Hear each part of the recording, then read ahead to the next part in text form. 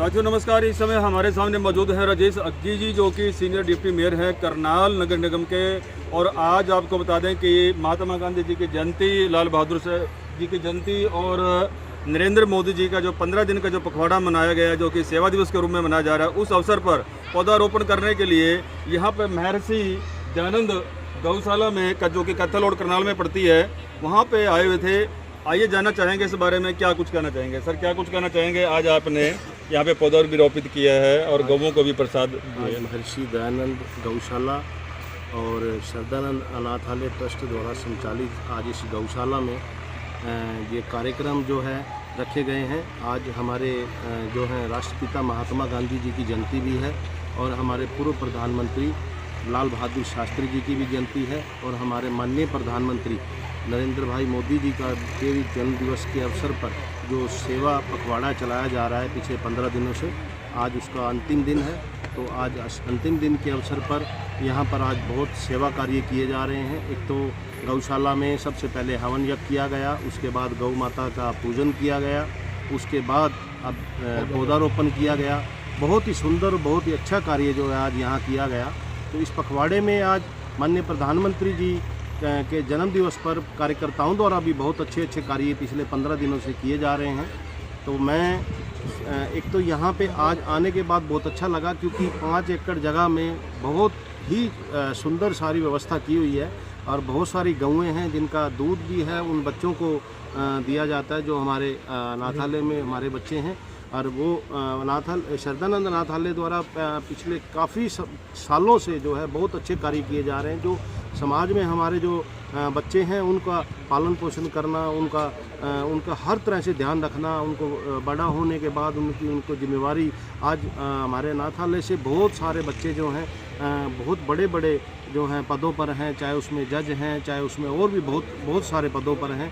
और हमारी बेटियां जो हैं, उन बेटियों को भी शादी हमारे श्रद्धानंद अनाथालय ट्रस्ट सारे पूरी जिम्मेवारी के साथ और बहुत अच्छे से जो है, बहुत बेटियां जो हैं बहुत अच्छे अच्छे घरों में गई हैं और बड़े बड़े IAS अधिकारी भी हैं, HCS भी हैं, बहुत सारे बच्चे हमारे। तो श्रद्धानंद अनाथालय द्वारा पहले भी बहुत सारा ऐसे अच्छे कार्य किए जा रहे हैं, सारा शहर जानता है। इनके बारे में बताने की ज़रूरत नहीं है। मैं तो यही कहूँगा शहरवासियों से कि मिलकर सबको हमें इनका सहयोग भी करना चाहिए ताकि ये कार्य और अच्छे से किए जा सकें। तो मैं आज जो हमारे प्रधानमंत्री जी के जन्म दिवस पर जो सेवा पखवाड़ा जो चलाया जा रहा है पिछले 15 दिनों से, उसमें भी भारतीय जनता पार्टी के सभी पदाधिकारी पूरे दिल से अपना कार्य कर रहे हैं। बहुत सारे उन्होंने ब्लड डोनेशन कैंप भी लगाए हैं। बहुत सारे अब कल परसों जो है लोकल टू वोकल जो है वो कार्यक्रम भी पुरानी सब्जी मंडी में किया गया, जिसमें बहुत सारे स्टॉल लगाए गए। उसमें सबको सारे शहरवासी बहुत सारे लोग वहाँ आए, क्योंकि हम सबको चाहिए कि स्वदेशी अपनाकर हमें अपने देश को मजबूत करना है। क्योंकि अगर हम अपने देश की बनी हुई चीज़ें इस्तेमाल करेंगे तो इससे हमारे देश में बेरोज़गारी भी कम होगी, हमारे बच्चों को ही, हमारे युवकों को ही जो है रोज़गार भी मिलेगा और उससे हमारा देश भी मजबूत होगा।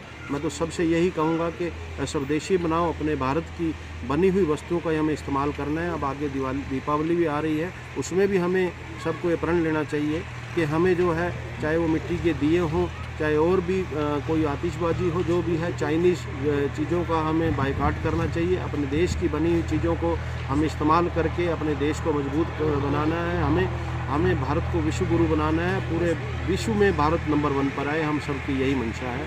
इसी के साथ मैं आज के इस कार्यक्रम के लिए हमारे प्रधान जी को, हमारे राणा जी को जो हमारे अध्यक्ष बने हैं राजनीति सभा करनाल के, और बाकी भी डॉक्टर MP सिंह जी को और बाकी सभी भाइयों को भी आज के इस कार्यक्रम के लिए बहुत बहुत शुभकामनाएं देता हूं, उनका आभार व्यक्त करता हूं, साधुवाद करता हूं। जय हिंद जी। दिवाली के अवसर पर बहुत सारे दुकानदार को प्राय देखा जाता है कि वो मिठाइयों के अंदर मिलावट करते हैं, और उसके बाद प्रशासन जागता जब कोई बीमारी आ जाती है, तो उससे पहले क्यों नहीं इस तरह की कंपेन चला जाता है? ऐसे है जी, वो कंपेन चलाया जाएगा। किसी को भी कोई भी अगर ऐसा कार्य करेगा तो उसको बख्शा नहीं जाएगा, क्योंकि ये सारा ज़्यादातर यूपी से चलता था। अब यूपी में तो हमारे आप जानते ही हो, अब वहाँ तो कोई भी क्रिमिनल कोई भी क्राइम करने की हिम्मत ही नहीं करता जब से योगी जी वहाँ पर आए हैं। तो उन्होंने बहुत मजबूती के साथ और बहुत अच्छे से सारे जितने भी गुंडे बदमाश हैं सबको उन्होंने उनके घरों में दुबका के रखा हुआ है या जेलों में बंद कर दिया है। तो वहाँ अब ये प्रशासन से मिलकर चाहे कोई भी अगर ऐसा मिलावटी काम करेगा तो उसे बख्शा नहीं जाएगा। चाहे आप अभी थोड़ी देर पहले भी बात हुई है कि चाइनीज़ डोर के लिए भी जो है वो भी उसके लिए भी दुकानदार काफ़ी जो है अभी से ही बेचने लग गए हैं। उससे काफ़ी लोगों को नुकसान भी हो रहा है, कईयों की चोट लग चुकी है गर्दन पे भी। तो ऐसे भी कोई भी व्यक्ति जो भी गलत कार्य करेगा उसे बख्शा नहीं जाएगा। Thank you sir. Doctor MP Singh ji, हमारे सामने मौजूद है ठाकुर वीरेंद्र सिंह जी, जो कि सदानंद अनाथाश्रम के प्रधान भी हैं और जिन्होंने इतने अच्छे प्रयास से यहाँ पे आप देख सकते 5 एकड़ में यहाँ पे गौशाला बनाई गई है, जो कि सदानंद अनाथाश्रम की ओर से आप देख रहे हैं तस्वीरों के अंदर ये दयानंद महर्षि दयानंद गौशाला है और कैथल और करनाल पे बनी गई है। ये सिर्फ इन्हीं की देन है, इनकी अच्छी सोच के कारण यहाँ पे देखेंगे कि सदानंद अनाथाश्रम के अंदर कितने बच्चे वहाँ पे रह रहे हैं, सबकी देख रेख करना ये ठाकुर साहब की जिम्मेवारी और बड़ी शालीनता के साथ इसको चला रहे हैं। क्या कुछ कहना चाहेंगे ठाकुर वीरेंद्र सिंह? बहुत हर्ष का विषय है कि हमारा जो ट्रस्ट है सदानंद अनाथालय ट्रस्ट रजिस्टर्ड करनताल करनाल, उसी के द्वारा जो है इस गौशाला का संचालन होता है। ये गौशाला जो है करीब 5 एकड़ में है और महर्षि दयानंद जी जो हमारे आर्य समाज के संस्थापक रहे हैं, उन्हीं के नाम से इस गौशाला का नाम रखा गया है। करीब 10-12 साल पहले इस गौशाला का निर्माण हुआ था और तभी से जो है ना एक बहुत ही सुंदर तरीके से यहाँ व्यवस्था चल रही है। सैकड़ों गायें हैं यहाँ पर, जो लगभग 2 क्विंटल 2.25 क्विंटल के करीब डेली दूध होता है यहाँ पर, जो आश्रम के बच्चों के लिए इस्तेमाल होता है। और फलों के पेड़ हैं सैकड़ों यहाँ पर, और सीज़न के अंदर जो है जैसा भी सीज़न चलता है उसके हिसाब से फल और सब्जियाँ वगैरह जो है हमारे बच्चों के लिए आश्रम में जाती है यहाँ पर। मैं कहना चाहूँगा कि आज का दिन जो है ये निर्णय किया गया था कि हम अपनी गौशाला के अंदर ये कार्यक्रम करें। यहाँ पर जैसे भाई ने बताया, हमारे अग्गी जी ने बताया कि आज जो है महात्मा गांधी जयंती भी है और हमारे पूर्व प्रधानमंत्री जो थे लाल बहादुर शास्त्री जी, उनकी भी जयंती है। और तीसरा ये है कि हमारे जो माननीय आदरणीय प्रधानमंत्री जी हैं नरेंद्र मोदी जी, उनका जन्मदिन 17 सितंबर को था। 15 दिन का ये पखवाड़ा चल रहा है जिसका आज अंतिम दिन है। और इस पखवाड़े के दौरान जो है भिन्न भिन्न कार्यक्रम हुए, तो हमने भी निर्णय किया कि आज इस शुभ दिन पर 2 अक्टूबर को जयंती वाले दिन ही हम ये यहाँ पर कार्यक्रम करें। आपके सामने जो है यहाँ पर विश्व का जो सर्वश्रेष्ठ कार्य माना जाता है यज्ञ संपन्न हुआ। उसके साथ ही जो है पर्यावरण को शुद्ध करने के लिए यहाँ पर पौधे लगाए गए और गौ माता जो है जिसकी सारा हिंदुस्तान क्या सारी दुनिया पूजा करती है, उनको जो है ना पूजन किया गया, उनको चारा खिलाया गया और गौओं की जो है ना सेवा की गई। इसके साथ साथ जो है ना उसके बाद प्रसाद का वितरण किया जाएगा। तो मैं जो भी आप लोग सब आए हैं यहाँ पर गौशाला में, आप सबका जो है अपनी ओर से, अपनी कमेटी की ओर से, अपने बच्चों की ओर से राजेश अग्गी जी जो हमारे सीनियर डिप्टी मेयर हैं, इनका धन्यवाद करता हूँ। हमारे डॉक्टर साहब हैं NP सिंह, डॉक्टर साहब NP सिंह हैं, बहुत बड़े डेंटिस्ट हैं यहाँ पर। और हमारे अभी राजपूत सभा का जो चुनाव हुआ था करनाल का, उसके प्रधान बने भाई ओमवीर सिंह हैं, चीफ अकाउंट्स ऑफिसर हैं कल्पना चावला के अंदर जो है। और आप भी साथ में आए हैं, सरपंच हैं भाई प्रवीण राणा जी हैं, जो चांद समझ गाँव जो है हमारा वहाँ के सरपंच हैं। तो मैं इन लोगों का भी बहुत बहुत धन्यवाद करता हूँ। इसके अलावा हमारे राम कुमार जी आए हुए हैं और सब लोग जो आए, उन सब का जो है अपनी ओर से, कमेटी की ओर से, अपने बच्चों की ओर से बहुत बहुत धन्यवाद करता हूँ। ठाकुर साहब, सदानंद अनाथाश्रम के आप प्रधान हैं, उसमें बच्चे भी हैं, बच्चियां भी हैं, लेकिन आप देख रहे हैं कि नवरात्रे भी चले हुए हैं। नवरात्रों के अवसर पर लोग नवरात्रि रखते हैं और बेटी को, बच्चों को, छोटी बच्चियों को एक देवी स्वरूप मानते हैं कि वो है। उसके बाद फिर वो बेटी को बोझ मानने लगते हैं। कोई आश्रम में छोड़ कर चला जाता है, कोई वो उसको बोझ मानता है कि शादी करना, बेटी पैदा हो गई तो उसको शादी कैसे करेंगे। तमाम खर्चों को देखते हुए बेटियों का आज भी अनादर करें। इस बारे में आप क्या कुछ कहना चाहेंगे? ऐसा है कि समाज की सोच, अगर कुछ इस प्रकार के लोगों की सोच है वो गलत है। मैं तो अपने अनाथालय के बारे में आपको बताना चाहता हूँ कि जिनके कोई माता पिता नहीं है वो बच्चे हमारे पास रहते हैं, बेटे भी हैं, बेटियाँ भी हैं। और यहाँ पर जो है श्रद्धानंद अनाथालय जो है इन बच्चों का रहने का, खाने पीने का, शिक्षा का हर प्रकार से व्यवस्था करता है और बहुत सुंदर तरीके से करता है। आपको शायद पता हो, हमारे जो है बच्चे बहुत अच्छी नौकरियों पे हैं। हमारी बेटियां कोई MBA कर रही है, कोई LLB कर रही है, कोई LLM कर रही है, कोई B.Ed कर रही है। हर ऐसा कोई कोर्स ही नहीं है जिसमें हमारी बेटियां।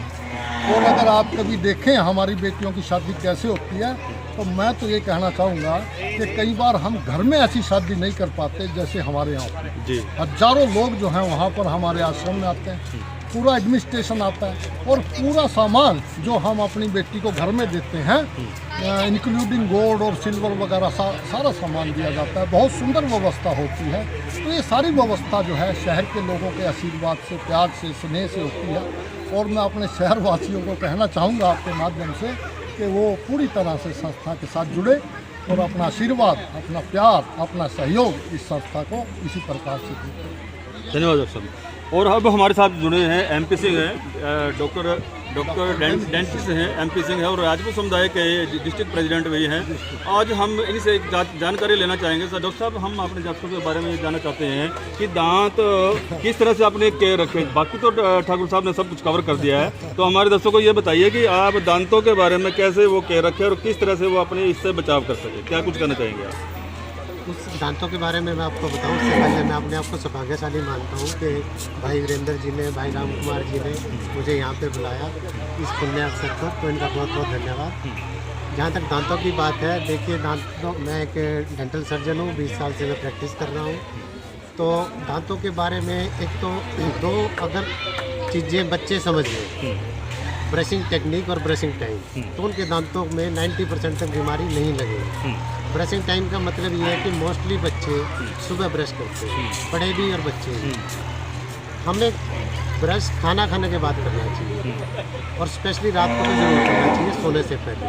तो ब्रशिंग टाइम का जहाँ तक मतलब है, रात को सोने से पहले ब्रश जरूर करना चाहिए, क्योंकि रात को ब्रश करके नहीं सोओगे तो रात को हम तो सो जाते हैं, बैक्टीरिया एक्टिव हो जाते हैं और रात को ही कीड़ा दांतों में हमेशा रात को ही लगता है। जी।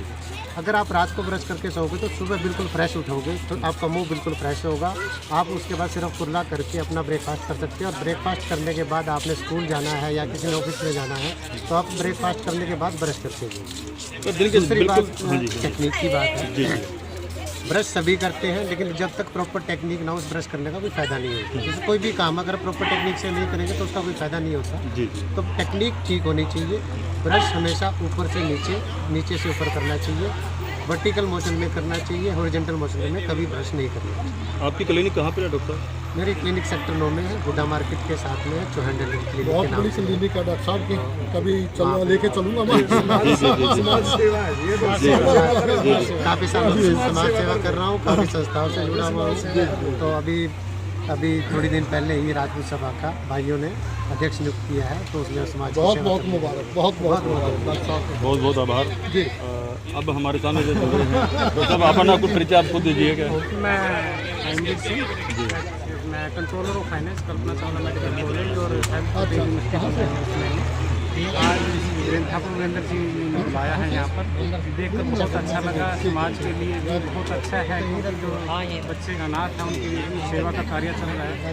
इसके लिए सर सारा जितना भी हमारा समाज है सबको बढ़ चढ़ कर इसमें भाग लेना चाहिए। और इस समय कल्पना चावला मैं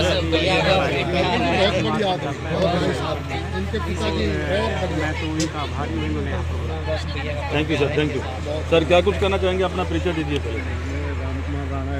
जो है शक्ति हमारे संस्था के राम कुमार राणा जी। 30 साल से जुड़े अरे सब बताई दिया।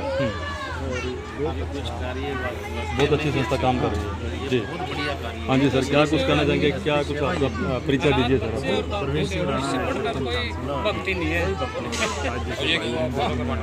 चल करवा दो, आओ जी, एक फोटो भाई।